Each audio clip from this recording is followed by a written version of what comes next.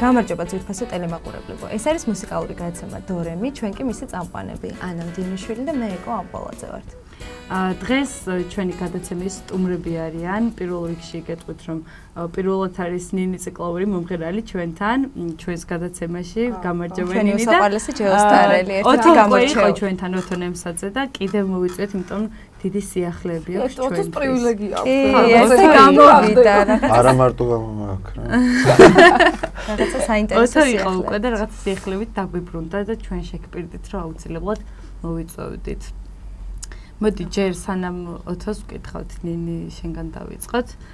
გვითხარი შენ მუსიკალური კარიერის შესახებ, როგორ დაიწყეს თავიდან? პირველ რიგში ძალიან დიდი მადლობა მოწვევისთვის და ვუსურვებ თქვენ გადაცემას წინსვლას, გაფართოებას. დიდი მადლობა. მადლობა შენ რომ მოხვედრ. ხო, მართლა ძალიან არაჩვეულებრივი ხართ ორივე და მიხარია რომ თქვენთან საუბარი მიწევს. ეხლა უკვე მაყურებლების თვალწინ. ესე იგი, ჩემი კარიერა დაიწყო ძალიან ადრეული ასაკიდან. ახლა რა ვთქვა, 2 წლის ვიდექი სცენაზე ვმღეროდი თქო ვიღაცა ალბათ გაეცინება. მაგრამ მართლა ესე იყო, ანუ ვინაიდან ბაბუა ჩემი კარგად ღვეროდა, მამა ჩემიც მოცეკვავე იყო, ანუ ისეთი მუსიკალური და ხელოვანი ოჯახი ხო. მოკლედ მეც აღმომაჩნდა ეს პატარა ნიჭი. პატარა. ვერ ვიტყოდი გამორჩეული მონაწილე იყო სასახლეში მე მახსოვს. ხო, ну ჩემი ესეთი კარიერა პირველი ნაბიჯები დაიწყო მოსწავლე ახალგაზრდობის სასახლიდან. ფიქრობ რომ ამ სასახლე მართლა უამრავი არაჩვეულებრივი მომღერალი გაზარდა. თითქმის ყველა იქიდან წამოვიდა. ნუ იმ დროს ეხლა უკვე სასახლე აღარ არის იმდენად აქტუალური, იმიტომ რომ ბევრი რაღაც წამოვიდა. ხო, იმიტომ რომ თუნდაც ის პედაგოგები, რომლებიც იქ იყვნენ ძველ დროში, ანუ ისინი აღარ არიან. რამდენი წელი ხარ? ნუ არა, დიდი არ ვარ მართალია, მაგრამ მე რომ დავდიოდი სასახლეში, ისინი უკვე ძალიან მოხუცებულები იყვნენ და აქედან გამომდინარე, ნუ ვერ მოახწია სამწუხაროდ აქამდე, მაგრამ იმხელა მარაგი დაგვიტოვეს, რომ სხვასაც თამამად გადავცემთ ამ მარაგს. მოკლედ, წამოვედი სასახლიდან. სასახლეში მართლა ძალიან ბევრი რაღაც ვისწავლე, რამ არა, სიმღერა ვისწავლე. რამდენადაც გასაკვირი არ უნდა იყოს, საერთოდ ყველაც უკვირს, რომ აი შენ ვღერი სულ უცხოურ სიმღერებს და საერთოდ სხვა ჟანრს და ყველას გონია, რომ ეს ქართული სიმღერა ძალიან შორს არის ჩემგან. რომანსებზე ვარ გაზრდილი მართლა და ნუ საერთოდ სხვა მუსიკაზე და უბრალოდ საქმე იმაშია, რომ დღეს მასა მოითხოვს სხვა მუსიკას. აქედან გამომდინარე, ჩვენ მომღერლებიც ორივემ კარგად იცით ეს ვალდებულები ვართ მივაწოდოთ ის, რასაც ითხოვენ. და მე იჩრდილება ეს მხარე, რომ გონიათ, რომ შენ არ შეგიძლია. ხო, მართლა ძალიან ბევრს გონია, რომ მე ქართულ სიმღერებს ვერ ვმღერი. რა კი უბრალოდ არ არის მოითხოვონ და როცა მოითხოვენ, ჩვენი რო სიმღერე. გადასარევად. ხო, ну მაგის მე ნენელა ესე განვითარდა ჩემი კარიერა, როგორ გითხათ, მე ჩავაბარე მუსიკალურში, მე რამდენადაც გასაკვირი არ უნდა იყოს. პარალელურად ჩავაბარე ტექნიკურ უნივერსიტეტში, უმაღლესი მათემატიკის განხრით. ну აი რამდენად როგორ შეუულია ესეთი ცოტას. იქაც ვიყავი, აქაც ვიყავი, მაგრამ ну სხვათა შორის თამამად შემიძლია ვთქვა, რომ 2 კურდღელი დავიჭირე. გადასარევად. ძალიან კარგად. შენ შემთხვევაში ის გამოთქმა არა. ხო, არა, მე სულ წინააღმდეგი ვარ 2 კურდღის მატევარი ვერც ეს. კოჭლები იქნებიან ეგენი. არა. კარგად. გაედევნები ორივეს, კარგად დაიჭერე. ჩემ შემთხვევაში მართლა ესე იყო. შემდეგ რა იყო? მაგის მერე იყო ნუცა სკოლა, სადაც ფინალში გახლდით და იმ დროსაც ნუცა სკოლობდა. და ისეთი პირველი თუ მეორე მესამე ნუცა სკოლა იყო. ძალიან დიდი გამოსწორება მივიღე იმის მიუხედავად, რომ ძალიან პატარა ვიყავი. რაღაც 17 წლის ალბათ. და ნუ ეხა 17 წლის ბავშვი ხარ მაინც და დილით ცხვრის წუთებზე რომ ხერი სიმღერაზე უწევს მაგ დროს ზოგი იძინებს. ხო, და ძალიან რთული. ხო, ნუ ხმას ძინავს და ძალიან რთული. ფსიქოლოგიურადაც მაგრამ იმხელა გამოსწორება მივიღე, რომ მე ვთვლი, რომ ეგ იყო ყველაზე დიდი ტრამპლინი, აი საშუალო სიმღერიდან დიდი სიმღერისკენ. ისეთ ცოტა ისეთ ადვილად გასაგებენაზე რომ გითხართ. ნუცა სკოლამ კიდე აღნიშნა, რომ დიდი გამოსწორება მომცა, საიდანაც პირდაპირ რეისით გავემართა ჯეროსტარისკენ. ჯეროსტარში ჩარტერული გააკეთებინეს, ჩარტერი. გამზადებული. ხო, ნუ აი ნუცა სკოლა იყო მასწავლებელი. მოსამზადებელი. ხო, რომელმაც აი ეს რაღაც როგორ სკოლა ზუსტად. ზუსტად. სწორად სიმღერა, თუნდაც ის რომ კვირაში ვღეროდით 5 სხვადასხვა სიმღერას. აბსოლუტურად სტილისტიკურად განსხვავებულს ერთმანეთისგან. იყო რუსული სიმღერა, რაც ვფიქრობ, რომ ძალიან აუცილებელი იყო. იყო რომანსის დღე, რომელიც ანალოგიურად მნიშვნელოვანი.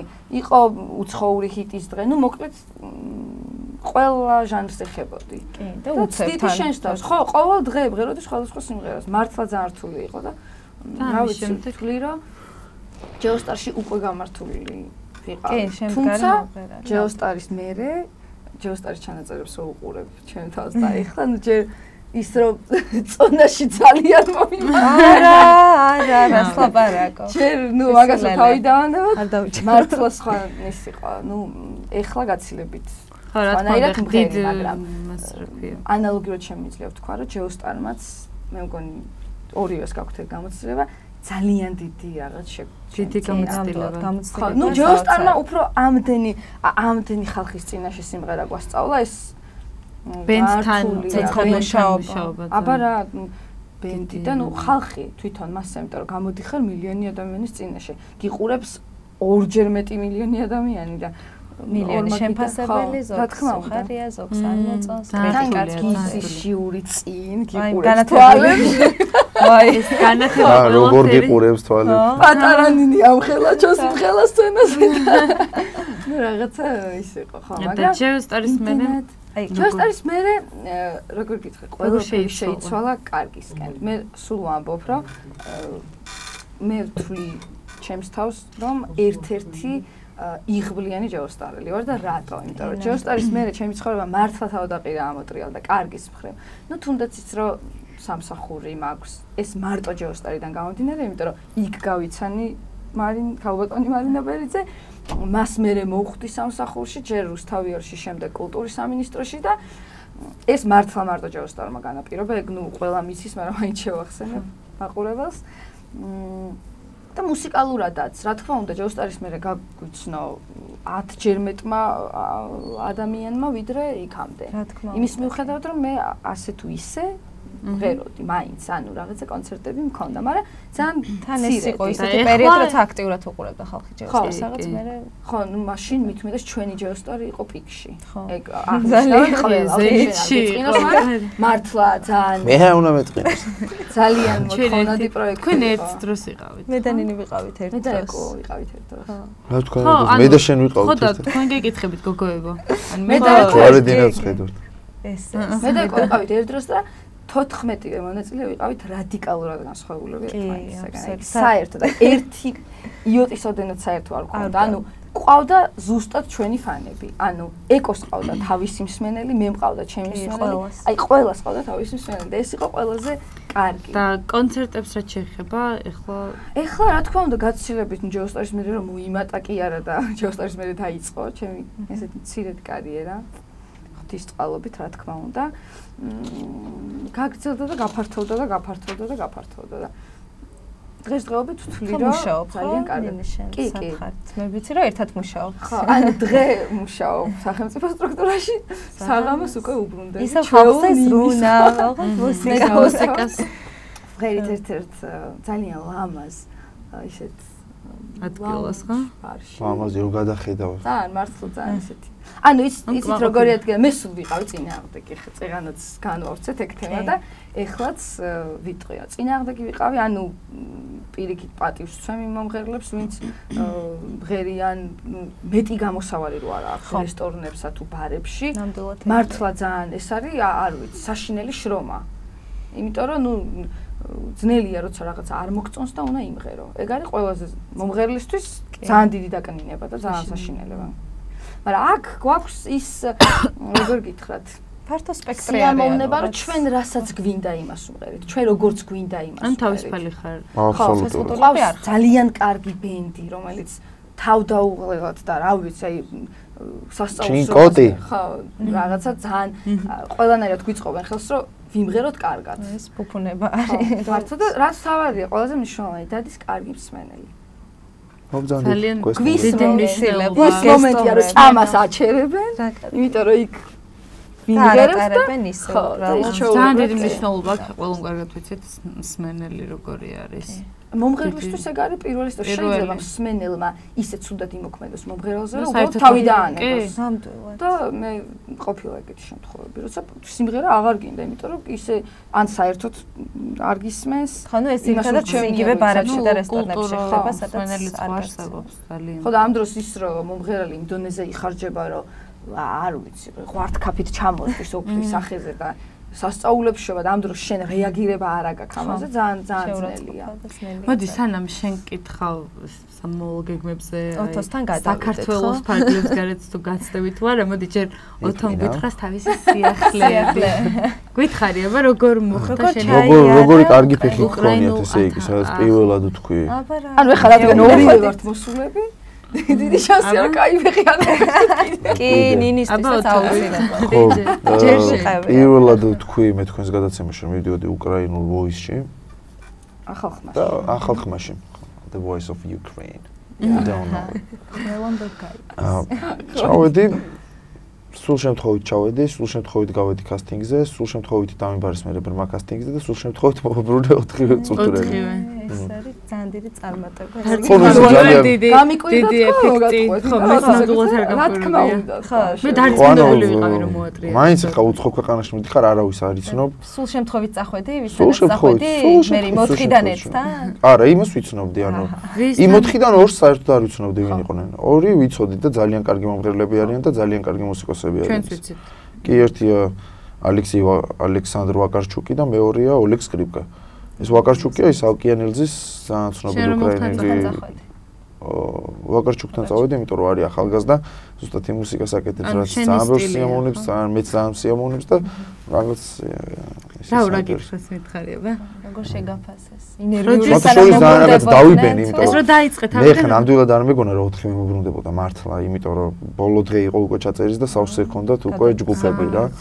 და მეგონა ერთი ან ორი კაცი მაინც მოტრიალდებოდა, ხანუ არავინ არ მოbrunდებოდა, მაგაზე არ მიფიქრია, იმიტომ რომ მაშინ რა მინდოდა საერთოდ სად მივიდე. მაგაზე რომ მეფიქრა. 4 რომ მოტრიალდა ძალიან გამიხარდა და ეგრევე ვაკარჩუკმა დაიწყო ლაპარაკი, რომ მე შენ არსად არ გაგიშვე და თუნდაც მე გაგიშვე, მე შენ რაღაც ნუ მეჩხუბებოდა, რომ არსად არ წახვიდეოდა. თავიდანვე მაგას ფიქრობდი მეც, რომ თუ მოbrunდებოდა, წავიდოდი. და ეგრევე წავედი, ანუ დანარჩენს ლაპარაკი არ ვაცადე და გამიბრასდა. მერწყვა. რაზეუბნებოდ. ალბათ ძალიან დაწყდა გული რომ არ წახვედი. და როდის ვიხილავთ მაგას? 12 მარტიდან გავა ეს 1+1 ძალიან ცნობილი კანალია უკრაინაში, იქ და ნუ მე YouTube-ზე. და შენ როდის მიდიხარ ახლა? სამარცს მივიდივარ, ანუ იცი სამარცს მივიდივარ, რომ ამოგცენ სიმღერა და მითხრან ვისთან ერთად ვიმღერებ რიგზე. და მე იქ ხონდა გაიარო რეპეტიცია. მარტის ბოლოს იქნება ალბათ 1-2 დღე რეპეტიციები. მანამდე აქ ჩამოხვალ რეპეტიცია. შენ ანუ ეს მიმოსვლაში უნდა იყო, ხო? მიმოსვლა უნდა გქონდეს. კი, მიმოსვლა მაქვს, ესეთი აქტიური თანამშრომლობა უკრაინაში. ძალიან კარგი. ნინი, მოდი შენ გითხარი თუ აპირებ. შენ ხო არ გაგიწევია სადმე ახალი გიჭირა უკრაინაში თუ არ გაგიწევია არა რაღაცა გეგმა არის მაგრამ ეს თქვენი გადაცემინდა რომ წავა და კარგი ფეხი გაქვს კარგი ფეხი გვაქვს და გაგვანდე რაღაც ცოტა გადაცემაში მოვალ ახალი ამბები და ალბათ იმედია გაგვახარებ ძალიან გვინდა ჩვენს გულშემატკივრებას ანუ აპირებ გაცდა ხო ანუ რა თქმა უნდა რაღაცა არის იდეაში ერთი საერთოდ მაგასაც ვიტყვი რომ კონკურსების წინააღმდეგი ვარ, იმიტომ რომ შემელია ყველაფერი ეს არის ძალიან დიდი როგორ ვთქვათ ნერვების ფასად. ხო, ნუ ისეთი სტრესია რომ ჩემ მაინც ეცი პატივი. მეორე თუ რამე ძალიან ძნელია, როცა იქ გიხარ და არიცი, გავარდი თუ დარჩი და ეს არის საშინელება, იმიტომ რომ ჯერ როგორ იმღერებ. მე რეჟიური რას გეტყვის მე. ყველაფერი, მე გავარდები დარჩები. ანუ ნინთან მით უმეტეს როცა მესიჯზე ხარ დამოკიდებული, ეგ საერთოდ კიდე ცალკე თემა, აქედან გამომდინარე, კონკურსი ცოტა რთული თემაა. მაგრამ ნუ ერთი რაღაცა ჩაფიქრებული მაქვს. მაშინ შემდეგი. რამე სოლო კონცერტი ამბავი ეგეცი არ ფიქრობ, ხო? ჯერჯერობით. სოლო კონცერტი ხ დიდი ნათქვამია, მაგრამ რაღაც მოლაპარაკებები მაქვს. ანუ ჯერ გეგმები ალბათ გაქვს. რაღაცა საღამო მექნება, მაგრამ ისეთ არ გამოგვაპარო. ჯერ არ დაგვანდო და რაღაცებს რომ მოვაგვარებ და ეს წინასწარ არა, მართალია, არ არის და ამიტომ ჯობია რომ ჯერ აი ხუდიარ დაგჭირს მაგიდაზე ვალი იცის. დაახლოებით ხო გითხარი და კარგი სიხი რო გვაქვს, მე მოხვალ კარგი ამბები ვიცით. მოდი სანამ დავამთავრებთ, იმიტომ რომ მე მაცნობას რომ გადაცემა დასასრულს ვახსოვდება. გითხარი აი სიმღერის გარდა, ну გავიგეთ ეს შენი პროფესია, კიდე რამე გატაცებები შენი ან თავისუფალ დროს რას აკეთებ? რა ვიცი. რამე აი სპორტი ან მე ხა ეს დღეები რაღაცა ცოტა ისეთი ცუდი გრაფიკი გვაქვს. რაღაცებს ვწერთ მე და ოთხა და აქედან გამომდინარე საღამობით ვეღარ მივდივარ აუზე, მაგრამ ანუ ჯანსაღი ცხოვრების წესი. ხო. და ახლო მომავალში რამ სხვა გეგმა ოჯახის შეგნის ოჯახის შეგნის მიზნით არ გეგმა არ გეგმავს მაგრამ შეიძლება აი გეგმა არა მე რას ვამბობ ან თუ არის ისეთი სიტუაცია რომ დაგეგმო თუ რაღაცა ხა გამოხტება და დამეპერტყა რაღაცა ანუ არ არის ჯერ სიტუაცია ეს არ გეგმა რა თქმა უნდა ეს ჯერ თავის ამ ხრივაც ესე კი წარმატებები უნდა გის კი მე მგონი ამ ხრივაც წარმატებული ფეხი გვაქვს გაცალე ჯერ მოკლედ ძალიან დიდი მადლობა მოხვედი შენ თქვენ დიდი მადლობა წარმატებებს ძალიან გვიყვარხართ და იმედია კიდევ ორივეს დიდი და უკეთეს ამბებს გავიგებთ თქვენგან და წარმატებებს ვიცით უკვე როგორი წარმატება წელის და ნინისაც რომ გაგვანდობს მე უფრო დიდი წარმატებას უსურვებს დიდი მადლობა მოსვლისთვის მადლობა თქვენ გემშვიდობებით ზურფასო ტელემაყურებლებო მომავალ შეხვედრამდე კერძო სკოლა ლიცეუმი კვირიკე. სკოლაში სწავლება მიმდინარეობს თანამედროვე აპრობირებული მეთოდით. ეროვნული სასწავლო გეგმით გათვალისწინებული საგნების გარდა მოსწავლეები დამატებით სწავლობენ ორუცხო ენას, ინგლისურს და რუსულს, საინფორმაციო ტექნოლოგიებს, მხატვრულ შემოქმედებას, ქართულ ცეკვას, ხალხურ სიმღერებსა და საგალობლებს, ჭადრაკს, მეტყველებას. პირველიდან მე-6 კლასის ჩათვლით მოსწავლეები უზრუნველყოფილნი არიან ორჯერადი კვებით. სასწავლო პროცესის დასრულების შემდეგ მოსწავლეები პედაგოგის მეთვალყურეობით ამზადებენ დავალებებს. მისამართი: ალექსანდრე ყაზბეგის 47. დამატებითი ინფორმაციისთვის დარეკეთ ნომერზე 551 63 30 00. სკოლა ლიცეუმი კვირიკე. მომავლის საქართველოსთვის.